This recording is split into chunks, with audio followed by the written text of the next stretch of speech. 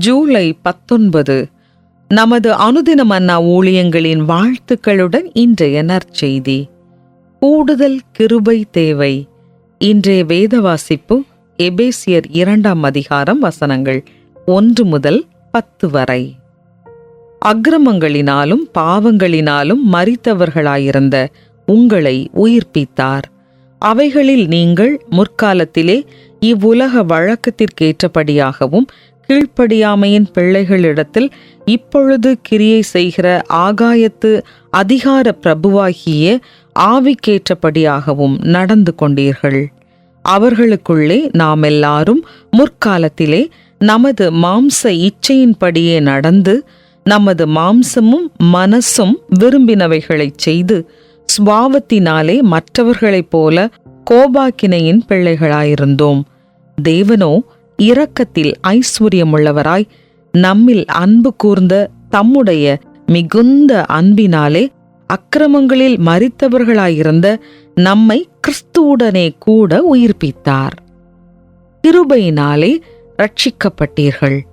கிறிஸ்து இயேசுவுக்குள் அவர் நம்மிடத்தில் வைத்த தயவினாலே தம்முடைய கிருபையின் மகா மேன்மையான ஐஸ்வர்யத்தை வருங்காலங்களில் விளங்கச் செய்வதற்காக கிறிஸ்து இயேசுவுக்குள் நம்மை அவரோடே கூட எழுப்பி உன்னதங்களிலே அவரோடே கூட உட்காரவும் செய்தார்.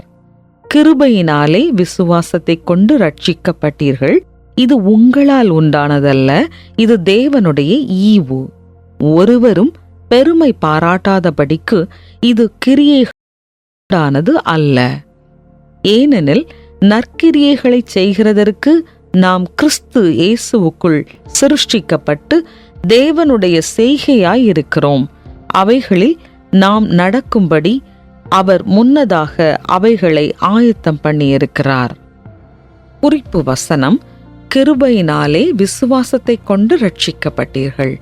இது உங்களால் உண்டானதல்ல, இது கிரியைகளால் உண்டானது அல்ல. எபேசியர் 2:8-9. எங்கள் ஆலயத்தை ஒரு விசேஷ நிகழ்ச்சிக்காக நாங்கள் அலங்கரித்த போது அந்த பொறுப்பில் இருந்த பெண் என் அனுபவமின்மையை பற்றி கூறினாள். அவள் சென்ற பிறகு இன்னொரு பெண் என்னிடம் வந்தாள். அவளை பற்றி கவலைப்படாதே, அவளை கூகீதே என அழைக்கிறோம், அதாவது கூடுதல் கிருபை தேவை என்றாள். நான் சிரித்தேன். விரைவில் நான் யாருடனாவது வரும் ஒவ்வொரு சச்சரவின் போதும் அந்த வாக்கிய சுருக்கத்தை பயன்படுத்த ஆரம்பித்தேன். பல வருடங்கள் கழித்து அதே திருச்சபையில் அமர்ந்து அந்த கூகீதேவின் இறுதிச் சடங்கின் போது அவளை பற்றிய இரங்கலுரையை கேட்டுக்கொண்டிருந்தேன். அவள் எவ்வாறு பிறர் காணா வண்ணம் தேவனுக்கு சேவை செய்தாள், மற்றவர்களுக்கு எவ்வாறு தாராளமாக கொடுத்தாள் என்பதை அச்சபையின் போதகர் பகிர்ந்து கொண்டார். அவளையும் மற்றவர்களையும் கூகீதே என நியாயந்தீர்த்து முத்திரை பதித்து கிசுகிசுத்ததற்காக என்னை மன்னிக்கும்படி தேவனிடம் கேட்டேன். கடந்த காலத்தில் எல்லாவற்றிற்கும் மேலாக மற்ற விசுவாசிகளைப் போல எனக்கும் கூடுதல் கிருபை தேவைப்பட்டது. எபேசியர் 2ஆம் அதிகாரத்தில் அப்போஸ்தலனாகிய பவுல் அனைத்து விசுவாசிகளும் சுபாவத்தினாலே மற்றவர்களைப் போல கோபாக்கினையின் பிள்ளைகளாயிருந்தோம். ஆனால் தேவன் நமக்கு இரட்சிப்பாகிய பரிசை கொடுத்திருக்கிறார். ஒருவரும் பெருமை பாராட்டாதபடிக்கு இது கிரியைகளினால் உண்டானது அல்ல என்கிறார்.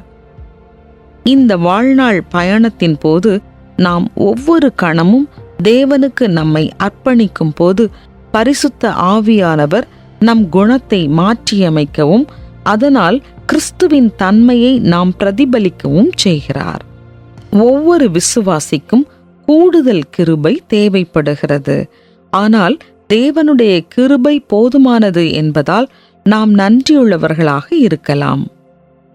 கூடுதல் கிருபை தேவை என்று நீங்கள் எப்போது மற்றவர்களை நியாயந்தீர்த்தீர்கள்? இன்று உங்கள் வாழ்க்கையின் எந்த பகுதியில் உங்களுக்கு கிருபை தேவை?